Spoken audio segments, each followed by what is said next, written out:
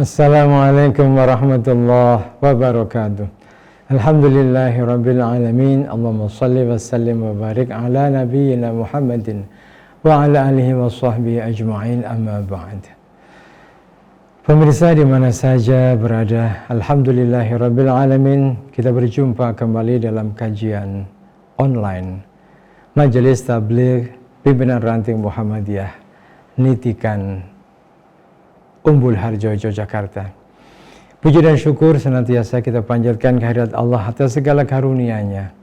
Pada kesempatan kali ini, kesempatan yang sangat berbahagia di bulan suci Ramadan, kita dapat berjumpa. Mudah-mudahan pertemuan kita ini dicatat oleh Allah sebagai amal solih yang berubah surga besok di yaumul qiyamah. Salawat serta salam semoga senantiasa tercurah limpahkan kepada junjungan kita Nabiullah Muhammad sallallahu alaihi wasallam, yang kita harapkan syafaat beliau besok di yaumil qiyamah. Allahumma amin. Pada kesempatan sore hari ini, saya ingin berusaha untuk tidak menjadi manusia yang rugi dari sisi waktu. Wal asr, innal insana lafi khusr. Demi waktu asar, demi masa, sungguh manusia itu berada dalam kerugian. Illa, kecuali alladzina amanu wa amilu sholihat wa tawassaw bil haqq wa tawassaw bis sabr. Kecuali orang yang beriman dan beramal soleh dengan dasar imannya itu, dan orang yang senantiasa nasihat menasihati dalam kebenaran dan dalam kesabaran. Pemirsa di mana saja berada, pada sore hari ini saya mendapatkan judul tidak ada ciptaan dan takdir Allah yang sia-sia. Kata-kata ini tersurat di dalam Al-Quranul Karim, surat Ali Imran ayat 191. Rabbana ma khalaqta hadza batila subhanaka faqina adzabannar. Yang artinya, ya Allah, sesungguhnya tidak ada ciptaanmu yang sia-sia. Subhanaka, maha suci engkau ya Allah, faqina adzabannar, maka jauhkanlah kami dari siksa api neraka. Pemirsa yang dirahmati Allah Subhanahu wa taala, siapakah yang berkata seperti ini? Rabbana ma khalaqta hadza batila. Al-Qur'an menjelaskan bahwa yang berkata ini adalah orang yang bergelar ulil albab. Lalu siapakah yang disebut dengan ulil albab itu? Allah menjelaskan pula di dalam Al-Quran, surat Ali Imran 190-191. Inna fi khalqis samawati wal ard wa ikhtilafil laili wan nahar la ayatin li ulil albab. Sesungguhnya dalam penciptaan langit dan bumi dan pergantian siang dan malam itu terdapat tanda-tanda kekuasaan Allah bagi orang-orang yang berfikir, orang-orang yang berakal atau ulil albab. Lalu apakah definisi ulil albab itu? Yang bisa berkata Rabbana ma khalaqta hadza batila subhanaka faqina adzabannar, yaitu alladzina yadhkuruna Allaha qiyaman wa qu'udan wa 'ala junubihim wa yatafakkaruna fi khalqis samawati wal ard Rabbana ma khalaqta hadza batila subhanaka faqina adzabannar.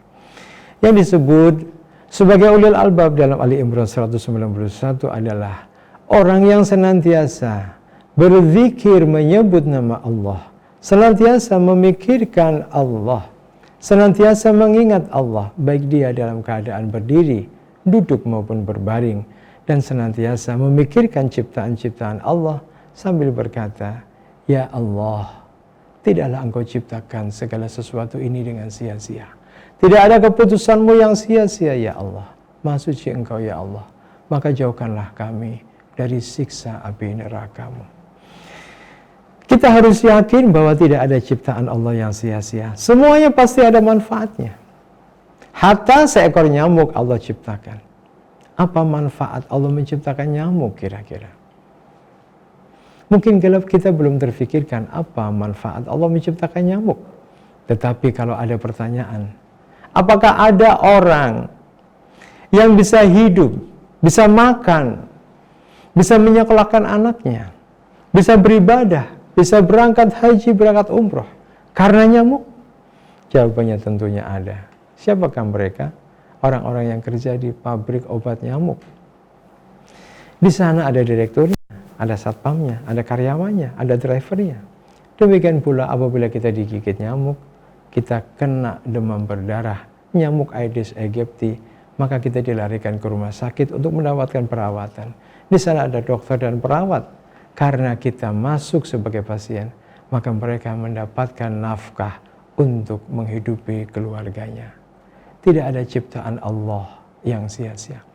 Demikian pula, apabila Allah memberikan kenikmatan kepada kita, pasti kenikmatan itu bukanlah sesuatu yang sia-sia.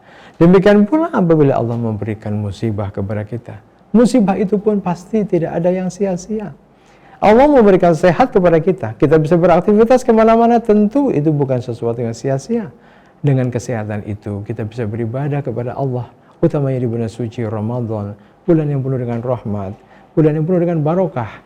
Dan Allah berjanji akan mengampuni hamba-hambanya yang berpuasa di siang hari di bulan Ramadan dan melaksanakan sholat di malam hari. Allah akan mengampuni dosa-dosanya apabila kita melakukan amal ibadah itu dengan iman dan ihtisab, yakin bahwa ini adalah perintah Allah dan mengharapkan semata-mata ridho Allah saja. Semuanya tidak ada sia-sia. Sakit yang Allah berikan kepada kita bukanlah sesuatu yang sia-sia, pasti ada manfaatnya. Maka dari itu, apapun yang terjadi kepada kita, ucapkanlah senantiasa alhamdulillah. Ala kulli hal, apapun yang terjadi kepada kita, ucapkan alhamdulillah. Meskipun kita diberi sakit, kita harus ucapkan alhamdulillah. Lalu apa manfaat ketika kita sakit? Tentu saja kita bisa beristirahat. Kita tidak pernah beristirahat karena kesibukan kita mencari dunia kita. Tapi dengan sakit, Allah memberi waktu kepada kita untuk beristirahat. Mungkin kita bisa berjumpa dengan keluarga kita. Kita bisa bercengkrama, bermesra-mesra dengan keluarga kita. Di mana ketika kita sehat, kita disibukkan dengan pekerjaan kita. Buya Hamka pernah dipenjara oleh pemerintah Orde Lama selama 2 atau 3 tahun. Beliau tidak pernah dendam kepada penguasa Orde Lama pada waktu itu. Beliau dijebloskan ke dalam penjara tanpa proses pengadilan. Tiba-tiba saja beliau dimasukkan karena perbedaan pandangan politik dengan pemerintah Orde Lama pada waktu itu. Tetapi Buya Hamka senantiasa bersyukur kepada Allah. Dan hikmahnya adalah beliau bisa menyelesaikan buku tafsir Al-Azhar yang sekarang bisa kita baca, bisa kita nikmati. Itulah karya Buya Hamka di dalam penjara.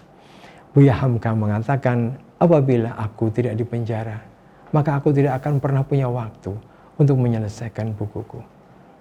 Itulah Rabbana ma khalaqta hadza batila.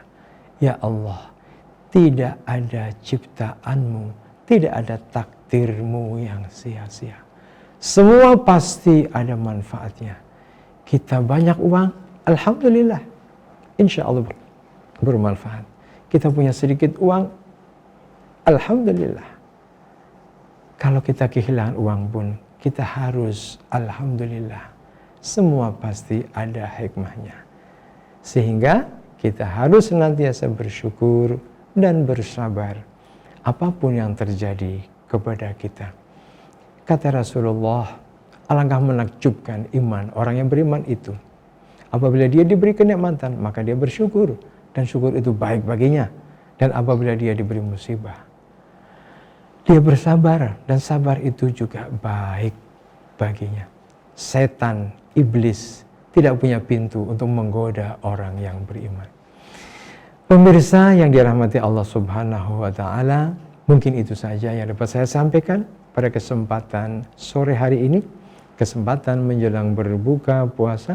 Semoga Allah Subhanahu wa Ta'ala menerima ibadah puasa kita di bulan suci Ramadan ini dan ibadah-ibadah kita yang lainnya, dan Allah memasukkan kita ke dalam surganya. Allahumma amin.